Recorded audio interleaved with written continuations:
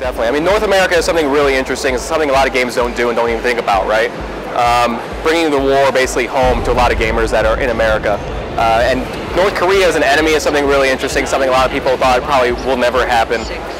You have people like China, you have Russia, a lot of countries that have been used before, but obviously with John Milius as the writer and just really picking something that is really interesting and something unique that you're probably never going to see in a game.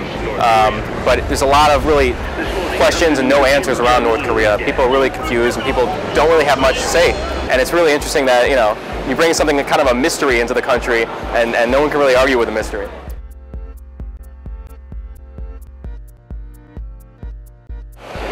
Perception, I hope you'll find it and think it's interesting. I mean, obviously, bringing it to American soil, I hope people don't think we're just trying to be patriotic. We're not. We're trying to bring a real war and trying to show a real war. We're going to show a lot of civilian casualties. We're going to show a lot of things that people don't show in games. It's not just about shooting up, you know, a bunch of soldiers, killing thousands of soldiers. It's about real war and about, you know, real emotions. So we think it's a really interesting setting, and we're hoping everyone else does too.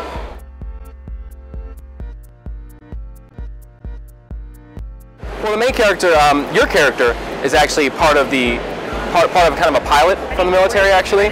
But really, obviously, a lot of our characters are, you know, civilians, and we try to do that, obviously, to bring that personality, to bring that, you know, military feel is really robotic. You know, you have a job, you know what you do, you just kind of turn it on, and you just start going, and you lose that emotion in that character. But if you bring real people into the mix, and you start building that emotion, what people actually experience in war, and that's what we wanted to do.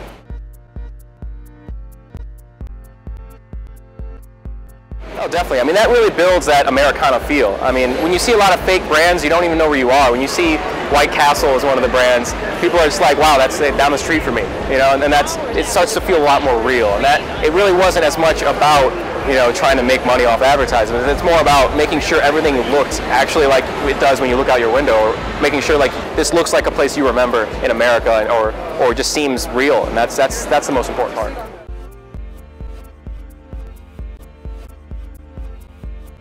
Co-op single player is not supported. It takes a lot of effort, obviously, to try and build a kind of great game almost from scratch in a way.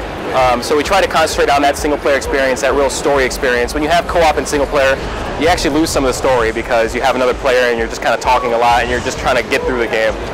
So we wanted to really deliver that story, make it more personal, make it more one-on-one. And then multiplayer, obviously, more of a huge, large-scale warfare, really about that epic feel. But those basically, we really need to concentrate all our efforts on those two.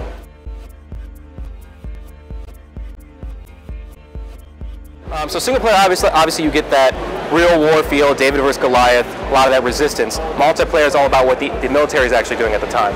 So multiplayer is more about, you know, the U.S. Marines versus the actual Korean occupying forces. So that's kind of an interesting difference in those storylines. You're going to see a lot more of the military feel. You're going to see all the big weapons, all the big warfare, and you're going to get that extra piece of story. Because when you play a single player game, you're like, what happened to the military? What happened to everyone? And that's what you get in multiplayer.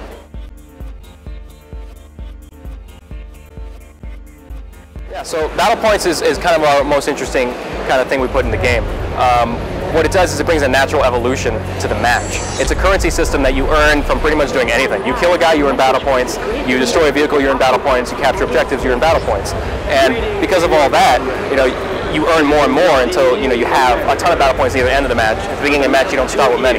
So when a vehicle costs 2,000 battle points, you're probably not going to see it till mid-match, rather than a lot of games out there where all the vehicles are spawned on the battlefield at one time and you get to just use it, or you wait there and wait for it to spawn.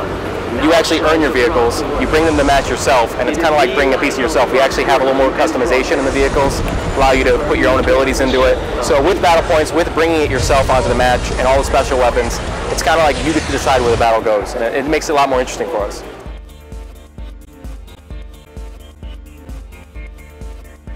I mean, what's really interesting about it is the customization, is creating your own loadout for yourself and deciding what you want to do. There's multiple different play styles. There's the aggressive spenders. You'll have basically people that go in there and just buy flak jacket, putting all their money into that for the instant gratification. You know, they'll buy personal UAVs, they'll buy all the smaller items and try and have a great infantry experience. Then you'll have players who want to make something different out of it, and they'll save up their points to try and get the Apache before anyone else. And if you can get that great big vehicle before anyone else, you can have a huge impact on the match.